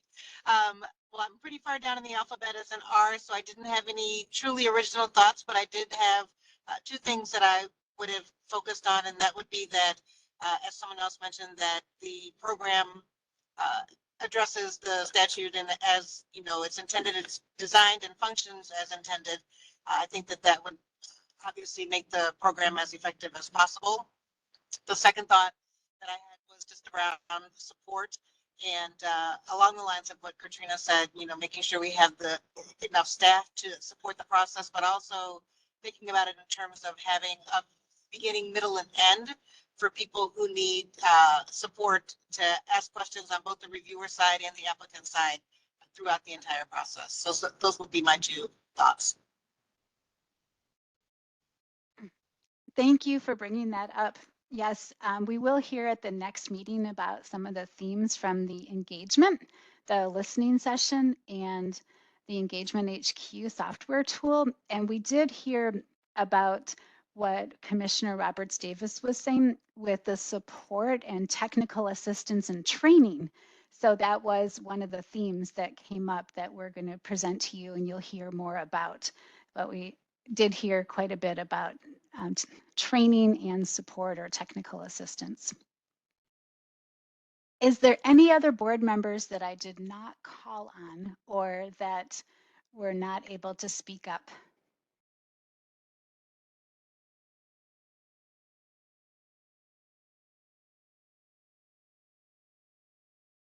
So we can go to the next slide.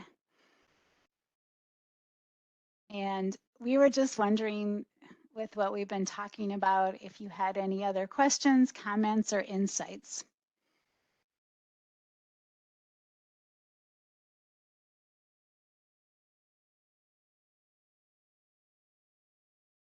Well, why don't I go over the next slide and then you might have comments or questions on the next steps. So if please go to the next slide and we'll talk about our next steps or the process again.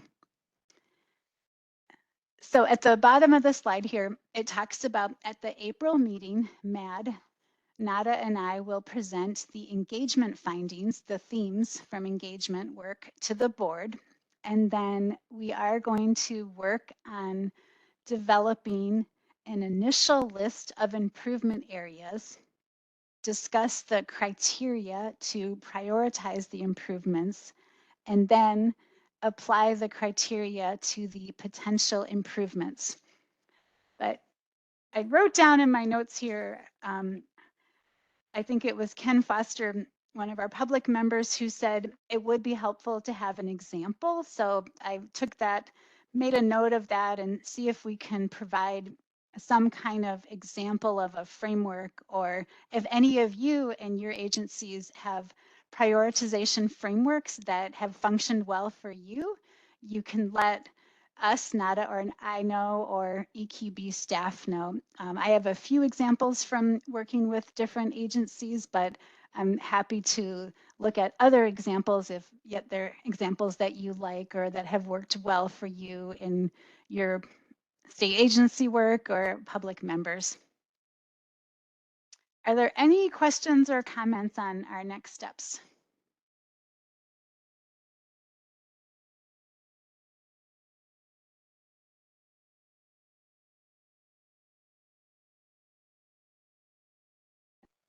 I can't see all the hands all at once. Go ahead. Yes, Paul. This might be for Kayla, but I noticed that the engagement process talks about getting technical comments. If board members have technical comments, can we contribute them too? Yes, thank you, Member Nelson. This is Kayla. I would be happy to receive those comments, or you could share them with Karen or Nada, whatever you prefer. But yes, we are very open to receiving feedback in whatever way we would like. So call, email, we are open to that. Yes, that would be great because some of the technical reps have provided feedback as well. Some of the state agency staff have provided explicit feedback representing their agency. So that would be great if you have additional feedback.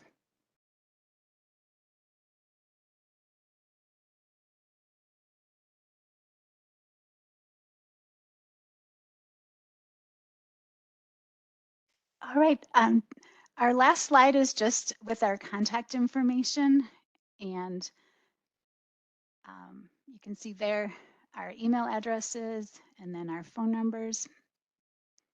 That's what we have today for our Karen, presentation. Yes. I think I saw a hand up from Public Member Foster. Thank you for helping with the. Or did I not see that correctly? I'm so sorry to delay our end of meeting. I just, Oh, no, so please go I ahead. just wanted to ask, where effectiveness fits into your previous slide. Oh, yeah, This could you go question, back how do to you the define slide, please? effectiveness? Is that in the criteria? I mean, the criteria, because my understanding is developing an understanding of what does effective environmental review look like. So is that going to be part of developing the criteria? Yes, exactly. So as I mentioned a while ago, it is a foundational piece. It really forms like the floor or the foundation for this work. The definition of effective environmental review, and then these other items are the building blocks on top of that. And Denise or Kayla, if you have anything to add, please feel free.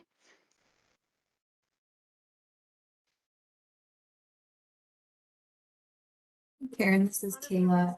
reasons that we sort of focused on effectiveness is to try to help us when we get the list prioritize what efforts actually make it on the list, and then to help the board as you sort of think through how to prioritize which actions the staff should work on first. It may be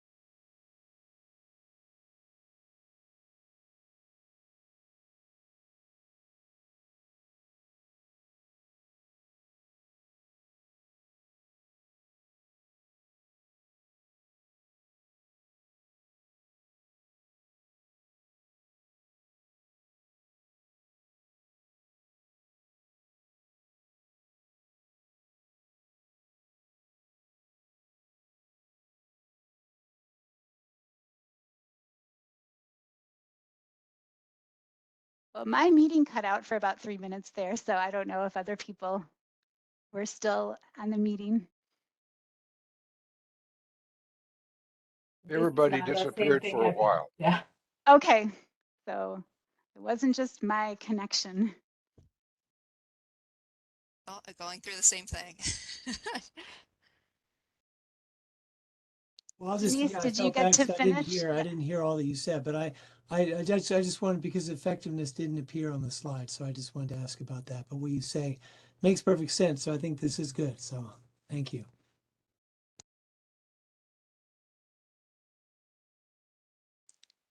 And Karen, I think you were probably bringing this part to a close when a lot of us just fell Right, off the I was meeting, right? wrapping up, and I'll pass it back to you, Chair Dobbenberger, if there's anything in conclusion to wrap up the meeting. Yeah, thank you. Well, this was a great discussion. So first, thanks Kayla and Nada for your presentations. And then thank you to Karen for leading us through the conversation, and all three of you and others for your work so far. But thank you board members for your very engaged participation in this discussion and your time reviewing the memo to have this great discussion that we had today. So yeah, there's a lot of work ahead of us. And then one of the comments I had made, I seen on Karen's last slide. Okay, yeah, one of the next steps is prioritizing some of these improvements that we've all had some really good thoughts on where we could take this, and so prioritizing that will be necessary. So thanks again for that discussion, everyone. And we've reached the end of the agenda. So is there a motion to adjourn? I'll move to adjourn. Ken Foster. I can Public second that. Foster. Katrina Kessler. Thank you, Commissioner Kessler. All right. All in favor say aye. Aye. Opposed say nay. Hearing no opposition, motion carries and the meeting is adjourned. Thanks again, everyone. Have a good day.